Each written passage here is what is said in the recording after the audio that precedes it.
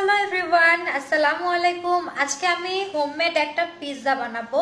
So আমি পুরো সবকিছু রেডি করে ফেলছি, জাস্ট বেক হতে দিব চুলায়। আর হচ্ছে এটা ডিমের ইয়েলো অংশটা, এটা আমি চারপাশে দিয়ে দিচ্ছি পিৎজা যে ব্রেডটা, এটার চারপাশে সুন্দর একটা কালার আসার জন্য। যাও বাবা যাও, তোমরা খেলা করো।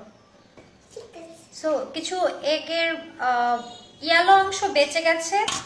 আমি আসলে একটা হোয়াইট সস পিৎজা আজকে বানাবো, আর এটার জন্য ফার্স্টে আমাকে হোয়াইট কালারের সস মেক করতে হয়েছে।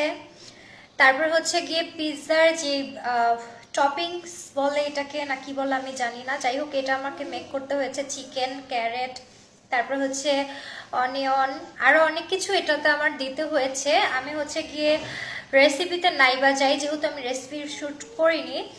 সো আমি এখন এটাকে বেক হতে বসিয়ে দিব, আর কেমন হয় অফকোর্স রেজাল্ট তোমাদেরকে দেখাবো। সো আমার সাথেই থাকো। এদিকে পিৎজার যে টপিংটা না, সেটা অনেকটাই বেঁচে গিয়েছে। তো আমি ভাবছি যে এটাকে আমি একটা বাটিতে ডিপ ফ্রিজে রেখে দেব, এবং নেক্সট টাইম আমি যখন আবার পিৎজা বানাবো তখন আমি এটা দিয়েই বানাতে পারবো। ওকে। আর হচ্ছে গিয়ে আমি এখন একটা বাটি পরিষ্কার করে ধুয়ে নিয়েছি। এটা একটা ঐতিহাসিক বাটি। এই বাটিটাকে ঘিরে অনেক ইতিহাস জড়ানো। ভাগ্যক্রমে একটা বাটি আমার কাছে রয়ে গিয়েছে, ইতিহাসটা নাইবা বললাম। সো এটা হচ্ছে গিয়ে টপিং। এই টপিংটা আমি রেখে দিচ্ছি স্টোর করে। নেক্সট টাইম আমি যখন পিৎজা বানাবো এটাকে একটু নামিয়ে গরম করে নিয়ে তারপর পিৎজার যে ব্রেডটা সেটা সবকিছু প্রিপেয়ার করে এটা দিয়ে দিলেই হবে।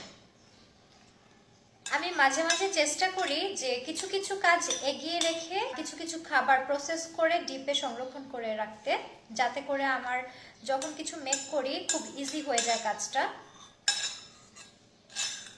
সো এই তো এটাকে আমি উঠিয়ে নিলাম।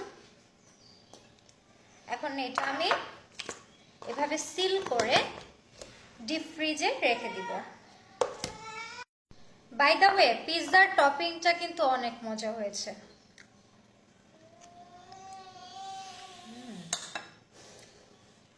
আমি চিজ ইউজ করিনি, বাট দুধের স্বর আমি স্টোর করে রেখেছিলাম, সেটাকে বাটার বানানো যে প্রসেস সেভাবে করে তারপর আমি একটু বানানোর ট্রাই করেছি।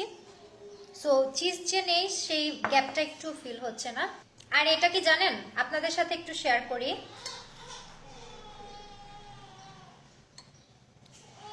এই যে এটা দেখতে পাচ্ছেন, এখানে কিন্তু অনেকগুলো ইনগ্রেডিয়েন্টস আছে। এটা একটা বুস্টার, আমি বাসায় নিজে মেক করি গরম পানির সাথে মিক্সড করে। তারপর আমি সবাইকে খাওয়াই, বেবিদেরকেও দিই, আমি নিজেও খাই। এটার মধ্যে আছে বিটরুট, আছে কাঁচা হলুদ, আমলকি, লেবু খোসা সহ, আদা, রসুন, এরকম আরো অনেকগুলো উপকারী উপাদান। আমি এগুলোকে আগে পাটায় বাটি, বেটে পেস্ট করে আমি আইস কিউব করে রেখে দিই। প্রতিদিন সকালবেলা আমি গরম পানি করে, কুসুম গরম পানি করে তারপরে এই বুস্টারটা আমি মিক্সড করি। এই মগের 1 মগ গরম পানিতে মিক্সড করি, তারপর সেটা খাই। আমিও খাই, বেবিদেরকেও দিই।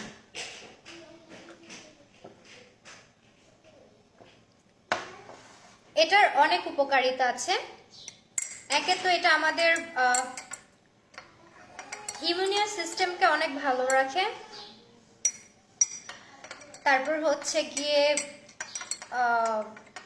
অনেক হেলথ বেনিফিট আছে, আসলে আমি বলে বোঝাতে পারবো না, বা আমি নিজেও জানি না যে কত শত বেনিফিট এটার মধ্যে। আমলকি ভিটামিন সি সমৃদ্ধ। তারপর হচ্ছে গিয়ে কাঁচা হলুদ যে কি পরিমাণ অ্যান্টিব্যাকটেরিয়ালের, বা রসুন কি পরিমাণ অ্যান্টিব্যাকটেরিয়ালের কাজ করে তা তো আপনারা জানেন। আর অ্যান্টিঅক্সিডেন্টও আছে প্রচুর পরিমাণে এই ধরনের ইনগ্রেডিয়েন্টসগুলোতে। তারপর হচ্ছে বিটরুট, সেটা কতটুকু উপকারী এটাও সবার জানা। গাইস আমি একটু চেক করে নেই। সো পিৎজাটা এখন এ পর্যায়ে আছে, এটা মিডল পর্যায়ে আছে, এখনো পুরোপুরি হয়ে ওঠেনি, আবার একেবারে কাঁচাও যাচ্ছে, বিষয়টা এমন না। তো যাই হোক, এই ধরনের ইনগ্রেডিয়েন্টস গুলো দিয়ে তারপর হচ্ছে এটা মেক করা। এটা যদি সকালে খালি পেটে খাওয়া যায়, আমাদের আমাদের সকালবেলা খালি পেটে খেলে এটা হচ্ছে গিয়ে ওয়েট কন্ট্রোল করবে। তারপর হচ্ছে গিয়ে অ্যান্টিঅক্সিডেন্ট বৃদ্ধি করবে শরীরের, বিভিন্ন ভিটামিনসের কম্বিনেশন আছে। টোটালি আমাদের শরীরের যে ইমিউন সিস্টেমটা আছে, তারপর হচ্ছে গিয়ে সব দিক থেকে অনেক উপকার। হ্যাঁ, এই যে আমি দেখাই, অনেকটা ফুলে উঠেছে ব্রেডটা, ঠিক আছে, অনেকটা। উফ গরম। আর হচ্ছে গিয়ে এই যে ডিম দিয়েছি হয়ে আসছে, তার মানে বোঝাই যাচ্ছে যে কাজ চলছে। তো চলতে থাকুক।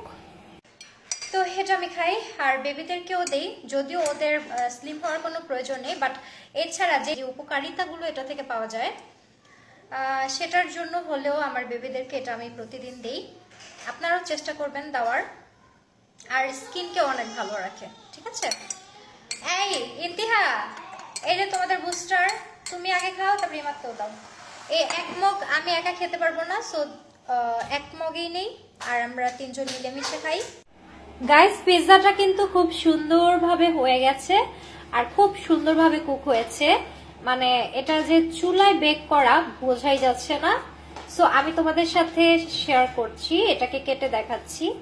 So guys, here is my pizza and আমি এখন তোমাদেরকে সার্ভ করে দেখাবো যে এটা কেমন হয়েছে। আমি আগেই যন্ত্রপাতি সব নিয়ে নিয়েছি।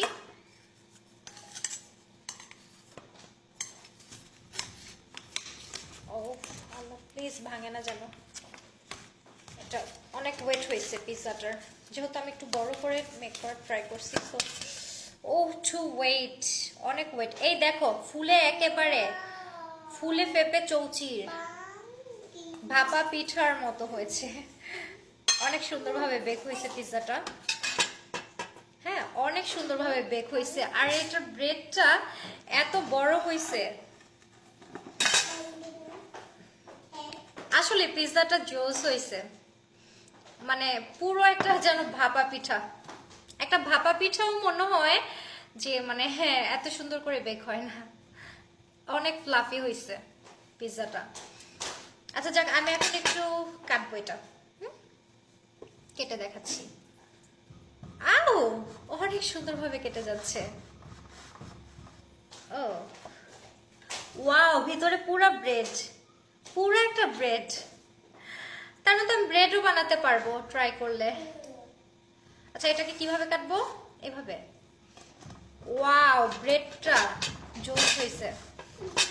বাসায় আমি পিৎজা বানানো শিখে গেলাম, যেহেতু আমার বেবি প্লাস আমাদের সবার অনেক ফেভারিট। তো আমি অত বেশি কাটাকাটি ঝামেলা যাব না।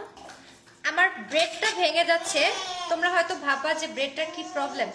এই দেখো এটা কি পরিমাণ বেক হয়েছে। হ্যাঁ, ব্রেড কি কেক হয়ে গেছে। হ্যাঁ, ব্রেডের চাইতেও বেটার কেক হয়েছে ব্রেডটা। মানে আমি বোঝাতে পারছি না, এটা একদম পারফেক্ট একটা ব্রেড হয়েছে, পিৎজা ব্রেড, ফ্লাফি অ্যান্ড একদম মানে পারফেক্ট যেটাকে বলে আর কি।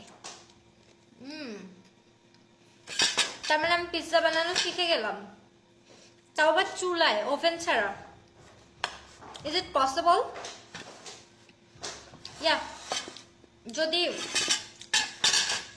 এফোর্টটা ওইরকম ভাবে দেওয়া যায়, ইটস পসিবল। সো আর কথা হবে না, এখন হবে পিৎজা সার্ভ।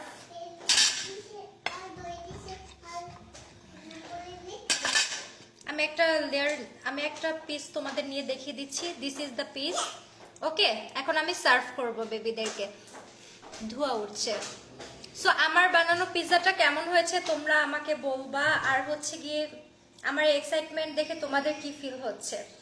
এক্সাইটমেন্ট হওয়ার কারণ আছে, তো আমি অনেক বেশি এক্সাইটেড কজ ফার্স্ট টাইম আমার পিৎজার ব্রেডটা এত ফ্লাফি হয়েছে। তাই ঠিক আছে, দেখা হবে নেক্সট ভিডিওতে। আল্লাহ হাফিজ।